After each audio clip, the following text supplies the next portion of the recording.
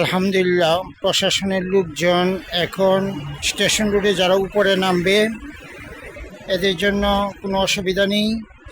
এখন প্রত্যেক পদ্ধতি অনেক সুন্দর হয়েছে, আলোয় আলোকিত এবং লাইটগুলো ব্যবহার করা হয়েছে স্টেশন রোডে। ইজতেমা মাঠের পূর্ব পাশে এই যে প্রশাসনের লোকজন অত্যন্ত চেক দিচ্ছেন, কোনো ছেলেপেলের হাতে যদি কোনো টুকায়ের হাতে যদি কোনো কিছু পাওয়া যায় এবং কল করে জেনে নিচ্ছেন তার বাড়ি কোথায়, কীভাবে কী, সব কিছুর ব্যবস্থা অনেক সুন্দর। মাশাআল্লাহ, খুব ভালো লাগলো ব্যাপারটা যে প্রশাসনের লোকজন যদি সচেতন থাকে তাহলেই সব কিছু সম্ভব।